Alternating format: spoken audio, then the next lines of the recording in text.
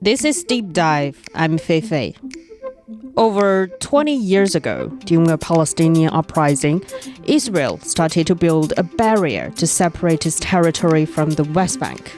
At that time, Israel said it was only a temporary measure to ensure the safety of the Israeli people. Today, the barrier consists of towering concrete walls surrounding main cities and barbed wire fencing in rural areas. Notably, many sections are inside the occupied West Bank, carving off nearly 10% of its territory. In some way, the separation barrier has become a visualization of how Israel and Palestine see each other. If you have a neighborhood, the elevated snakes, what do you do? You make a fence. We are not animals. We have mind, we can thinking. We are tired in this open-air prison, but there's no solution. It's not about giving the Palestinians the authority of the West Bank. From what we see, even before October 7th, they kind of don't want us here. Is the barrier doing its job, providing security? Then why would Palestinians call the West Bank an open-air prison? And will the barrier ever be demolished? For this, I sat down with my colleague Huang Yue, who traveled between the West Bank and Israel last month. This episode is brought to you on Wednesday, December the 20th. So you traveled all the way to Israel to report the conflict. But why didn't you go to Gaza, where, all the other reporters have been reporting and going to since the conflict broke out? Why did you decide to go to the West Bank instead? When the conflict escalated, for reporters, everybody wants to go to Gaza, which is the center of the conflict. But you have to understand that since Hamas suddenly attacked Israel on October the 7th, Israel immediately retaliated, and all the border crossings have been closed, meaning no one can cross the border between Israel and Gaza. Not us, not other international media, not international organization staff, not anyone. And also the Rafah crossing between Egypt and Gaza. People might have heard a lot of times about this name in other reports when talking about humanitarian aids. That crossing, or let's say that gate, has also been closed. So only those correspondents who have been inside Gaza before October the 7th can still report from the enclave. And since we cannot go to Gaza, we decided to go to the West Bank, which is the de facto Palestinian Authority, even though it's not recognized as a sovereign state so far. We traveled between Israel and the West Bank so that we can have voices from both sides to tell the stories from both sides. About, the relationship between the West Bank and Israel and also Gaza, can you tell us more about their relationships? Yes, if you look at the world map, you will find that in the Middle East, there is a landlocked territory bordered by Israel to the west, north, and south, and by the Jordan River to the east. And that's also how it gets its name, the West Bank, meaning it's the west bank of the Jordan River. So for decades, the West Bank has been a focal point of the Israel-Palestine conflict. Israel captured the West Bank from Jordan during the Six-Day War, or the Third Arab-Israel War in 1967, and has since maintained control over this region. The Israeli government considers the West Bank to be the disputed territory, while Palestinians say it's part of their future independent state. Although the West Bank is not recognized as a sovereign state so far, it's been considered by many countries and the international organization as the Palestinian territory. And the Palestinian President's office, ministries are all set in the West Bank city of Ramallah. And the relationship between Israel and the West Bank is so complicated and controversial. Israel has established settlements in the West Bank, which are considered to be illegal under international law. These settlements have been a major obstacle to peace negotiations between Israel and Palestine.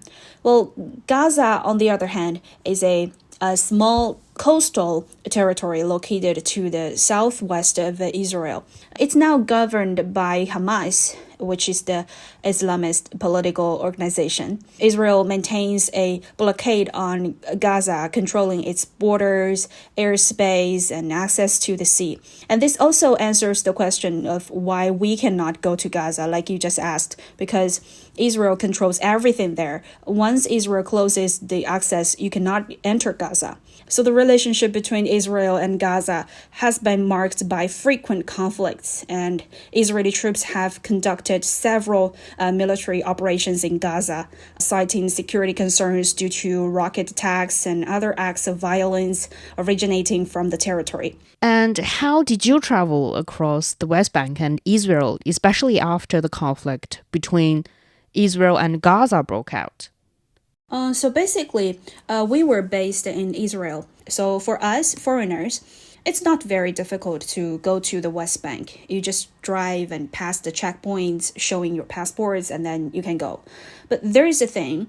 Our driver is an Israeli citizen. Israeli citizens are banned from entering the West Bank, or to be more specific, they are banned from entering some specific areas of the West Bank. So another important thing you need to know is that the West Bank has been divided into 3 administrative parts known as areas A, B, and C. So these divisions were established as part of the Oslo Accords, which is a series of agreements between Israel and the Palestine Liberation Organization in the 1990s. So Area A is where the Palestinian Authority has full civil and security control. Area B consists of areas where the Palestinian Authority has civil control, but Israel retains security control. While Area C constitutes the majority of the West Bank and is under full Israeli civil and security control. So this includes Israeli settlements, military bases, and nature reserves. So for us foreigners, there's no big difference here. But for our Israeli driver, he can never cross the border and enter Area A, where we actually went to visit for a lot of times. Every time we would find another driver from the West Bank cities we went to, our Israeli driver would send us to the border, stopped somewhere on the roadside, and then we got off the car with all our equipment, walked across the border, and then the Palestinian driver would pick up us from the other side. And after we finished, we went back to the same border point, and our Israeli driver would wait there to pick up us.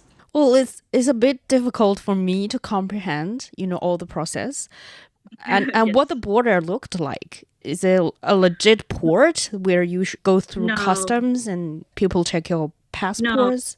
No, it's not like that. What you described is kind of like the official border, official checkpoints. But after October the 7th, the Hamas surprise attack, these official checkpoints have been closed.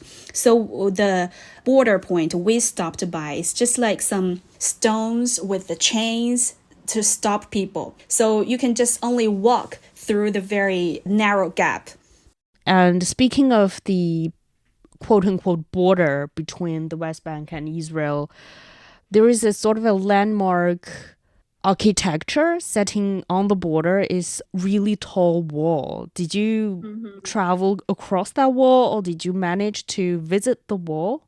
So, driving in Israel, there is this kind of structure, like you mentioned, the Israel West Bank wall, the Israel West Bank barrier. This is the infrastructure that you cannot ignore, because when you drive on the road, you can see that from time to time. That's one of the most famous walls in the world. It's now over 700 kilometers long, 8 meter high, zigzagging across the land in the West Bank, not along the Green Line drawn in 1967, but inside the West Bank. So that's why it's so controversial. It's been designated as illegal, violating the international law by the International Court of Justice in 2004. But still, after 20 years since Israel started to construct this kind of wall in 2002, it's still there. Why did they decide to build it? It's a long story, but I'll try to make it as simple, as short, and as clear as possible. In June 2002, Israel started to build this separation wall. That was at the height of the Second Palestinian Intifada, when conflicts, chaos intensified. And at that time, Israel was facing frequent suicide bombings and other attacks. So the Israeli government decided to build a concrete wall like this between Israel and the West Bank to stop what Israel called unauthorized individuals, including the potential terrorists, from entering. So this wall is also called a security barrier by Israelis. And then you went across that quote-unquote border and over to the Palestinian Authority governed part of territory. What do Palestinians from the other side think of this barrier? Yeah, for us foreigners, we don't really need a permit to travel to West Bank or to Israel. But for Palestinians living in the West Bank, it's very difficult for them to travel between the West Bank and Israel, or to the East Jerusalem, which is also a disputed area that Palestinians consider belonging to them. And things have become more complicated since October the 7th because, like we just talked, many checkpoints have been closed. They even face difficulties traveling within the West Bank, between the West Bank cities, because those checkpoints have been closed, that they need to make a detour. And speaking of the travel permit, I talked to a Palestinian young man whose name is Rakan. He works at a souvenir shop in Bethlehem, a popular tourist city in the West Bank. It's known as the birthplace of Jesus Christ. The young man told me that, first of all, the permit is very expensive. This permission, it's a limited. Limited, it means just for a few days, 22 days, and it's from 5 a.m. until 7 p.m. We have to pay 2,500 shekel for each 22 days. That's around $650. This young man, who graduated from university about 2 years ago, he told me that 2,500 shekels means 1.5 month salary. And now, since the Israel-Gaza conflict, there's no tourism at all in Bethlehem, so he might not secure his job, not to mention the salary.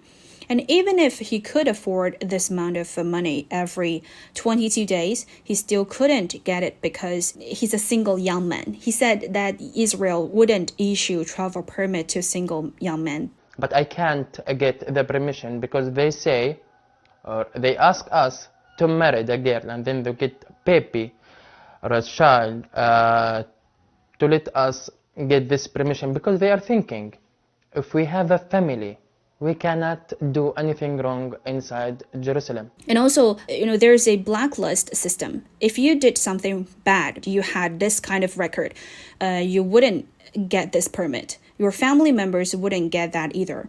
It's kind of like a very strict background check.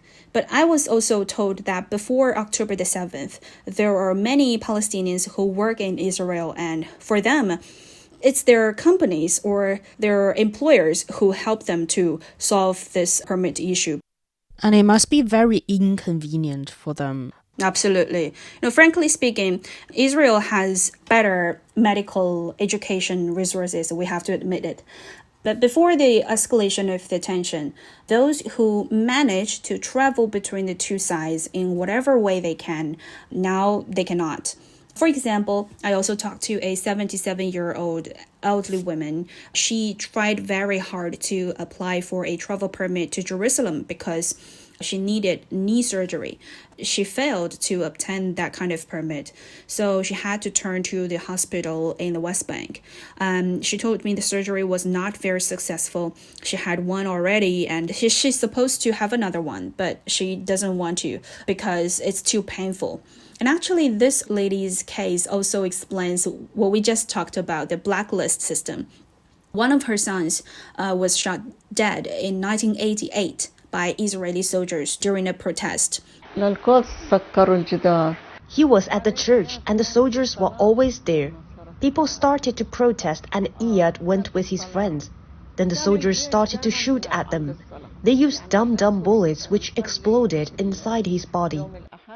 That was during the first Palestinian Intifada.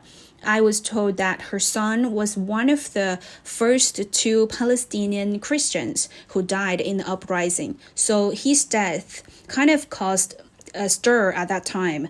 Because of her son's incidents, she was on the blacklist for many, many years, until recent years, because she has become too old and the Israeli government thinks she wouldn't pose any threat anymore. And during all these years, she couldn't go to Jerusalem, even though she used to work there for 15 years. I used to see my daughter in Jerusalem, but since they put up the wall, they haven't let me in. That's one of the many cases in the West Bank. And as you mentioned, a lot of Palestinians actually work or manage to find a job on the Israeli side.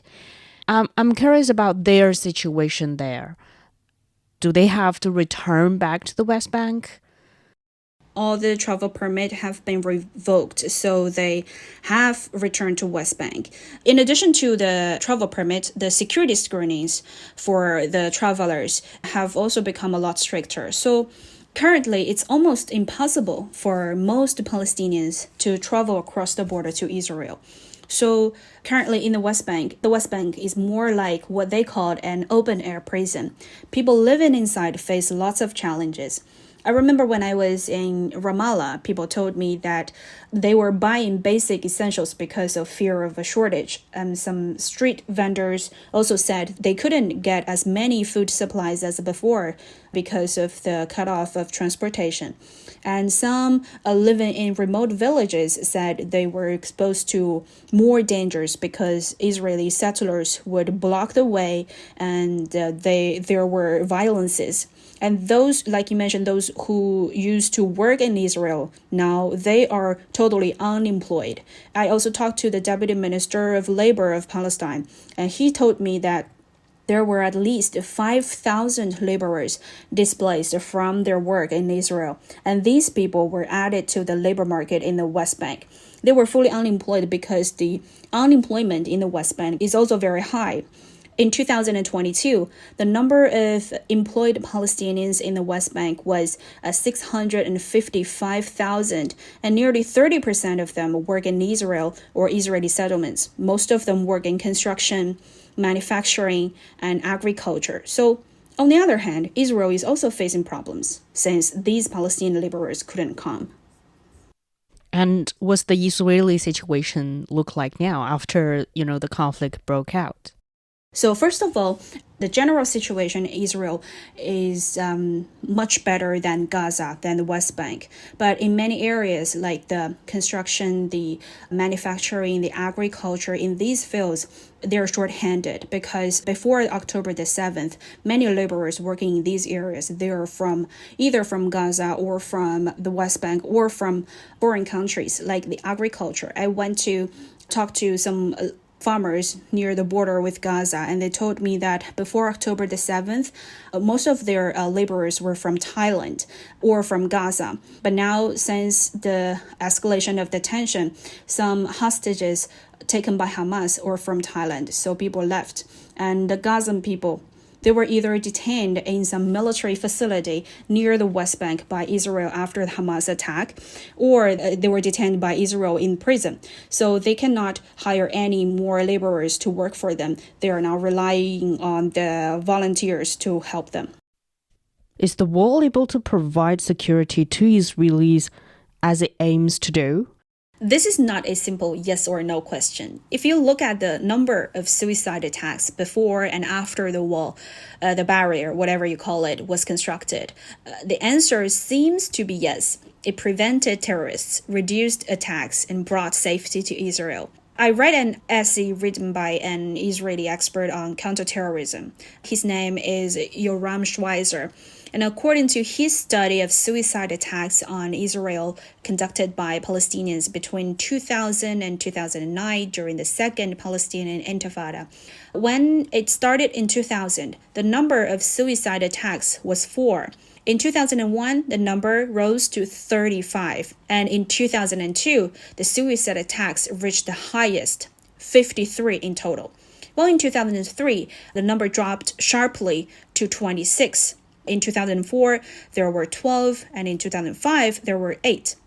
So from these numbers, it might look like the barrier successfully prevented suicide attacks, but the numbers don't tell the whole story. Another very important reason that cannot be ignored is that in 2004, Palestinian leader Yasser Arafat died, and Mahmoud Abbas took office, and a new leader opposed armed struggle and started to cooperate with Israel on security matters, and Israeli troops began to operate in all parts of the West Bank, meaning those attack plans could be smashed up before they were implemented.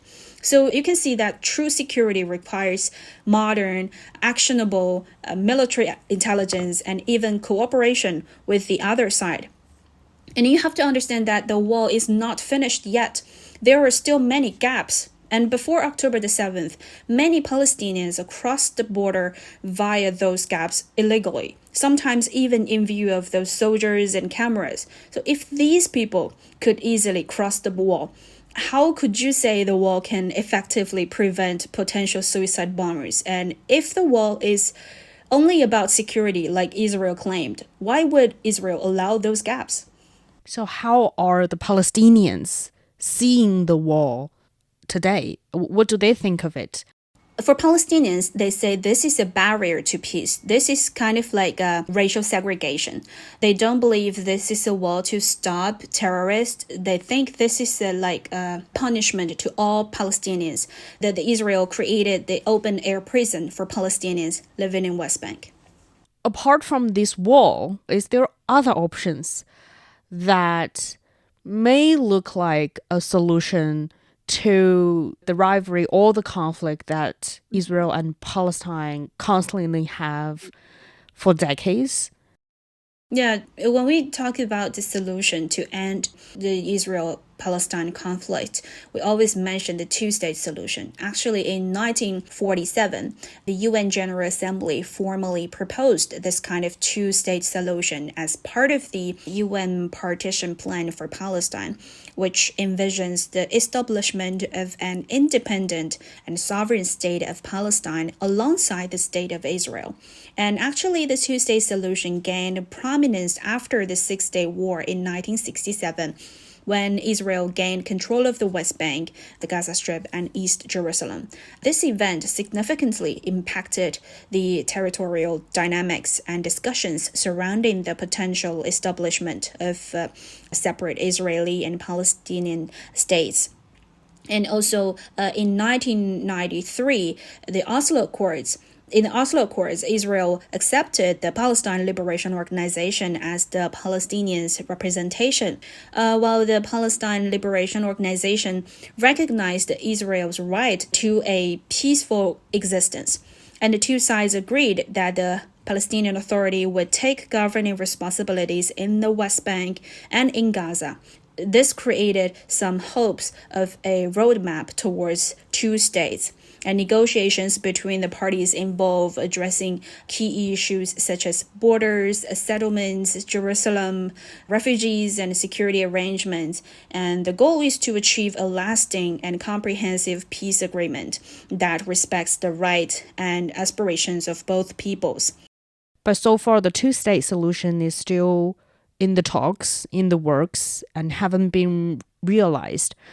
What are the challenges, all the obstacles lying ahead for the two sides to be able to sit down and have a talk and really set the two states? There are so many challenges ahead, such as the territory disputes. Israel and Palestine have disagreements over borders, settlements, and the status of Jerusalem, the holy city, always the important thing. And both sides have their own security concerns, including the fear of violence and terrorism. And they also have disagreements addressing the rights and status of Palestinian refugees. And also different public opinions and deep-rooted historical and religious narratives are also obstacles. And in fact, from the very beginning, the Oslo Accords were not widely welcomed in the Palestinian territory and were opposed by segments of the Israeli right. Attacks initiated by radical Palestinian groups as well as right-wing Israeli leaders' refusal to collaborate with the Palestinian Liberation Organization had fueled further distrust in the peace process. In November 1995, Rabin, the former prime minister of Israel, who signed the peace accords with Arafat, was assassinated by an Israeli extremist. So in the meantime, continued settlement activity and the breakdown of the Camp David negotiations in 2000 contributed to the downfall of the peace process. I remember I talked to a retired IDF colonel. I asked him, does he believe in the two-state solution? Or can he imagine what will the solution be like? And he said perhaps both sides don't like the current situation, but in the past 75 years, they haven't found another better choice. And he also said maybe in the far, far future, the separation wall, the security fence, whatever you call it, this wall might be demolished and the two-state solution was finally implemented. And that would definitely be a history-making moment. But he didn't believe he would observe that in his life. Last week, the UN General Assembly passed a resolution calling for an immediate ceasefire in Gaza. It also calls for the release of all hostages and ensuring the safe passage of humanitarian aid into Gaza. At the same time, Lynn Hastings, a UN humanitarian coordinator, highlighted the rise of violence and poverty in the West Bank amid the ongoing conflict between Israel and Hamas. And that brings us to the end of this episode of Deep Dive. If you like what you just heard, don't forget to follow us on your podcast platform. Just search for Deep Dive. You can also leave comments to tell us what you want to know about China and the rest of the world.